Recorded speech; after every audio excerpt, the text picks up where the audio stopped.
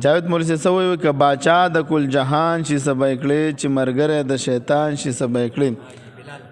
ناصر شاه صاحب سوی وای چې عمل د دوزخ د تلو قابل وي شان صاحب چې عمل د دوزخ د تلو قابل وي تش پنوم که مسلمان شي سبا کړي بلال صاحب به سوی وای کې ډېر خزانه وي د قارون امیر صاحب سوی کې ډېر خزانه وي د قارون چې دوړه پر ایمان شي سوی کړي احمد صاحب سوی و چې د خدای د پاره نه کوي خبره راشد صاحب چې د خدای د پاره نه کوي خبره که جرګه کې مشران شي سبا کړي یا جرګه کې ناظمان شي سبا کړي یا جرګه کې ملکان شي سبا کړي دا ډېره ښایسته کړی ده وای چې پزړه کې شاهد صاحب وای چې پزړه کې د سرو مچو غبین وي چې پزړه کې د سرو مچو غبین وي که په خوله درنه قربان شي سبا او دا نن سبا اکثر داسې دی زړه کې د سرو مچو غبین ساتلی په خوله درنه قربان شپاک مولوي صاحب وای چې پزړه کې د سرو مچو غبین وي که په خوله درنه قربان شي سبا کړي ناشر شاه صاحب سوی وای چې زما زړه ته نږدې ګل پکې نه وي سوی مولوي صاحب حکیم صاحب وای چې زما زړه ته نږدې ګل پکې نه وي ټول وطن که ګلستان شي سبا کړي فرحات صاحب سوی فرحات صاحب سوی چې زما زړه ته نږدې ګل پکې نه وي ټول وطن که ګلستان شي سبا کړي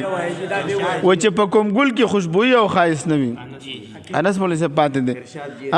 وای چې په کوم ګل کې خوشبويي او ښایست نه وي که په جمع بوراګان شي سبا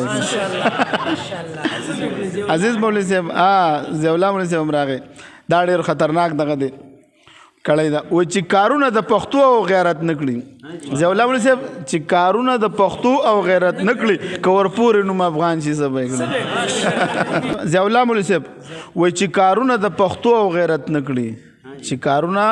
د پښتو او غیرت نه کړي که ورپورې نوم افغان شي سبا کړي مولوي صاحبانو وای چې د خدای په شریعت برابر نه وي سر مولوي صاحب چې د خدای په شریعت برابر نه وي که حاکم د ټول جهان شي سبا کړي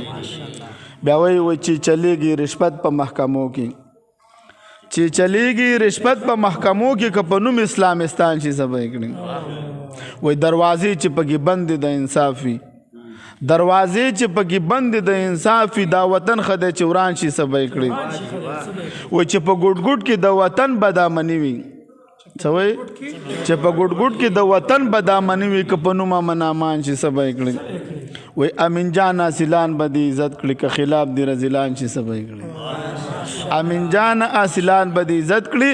که خلاف دې رزیلان شي سبا کړي حقیقت ته جی ماشاءاللہ ماشاءاللہ کٹ کا بس بل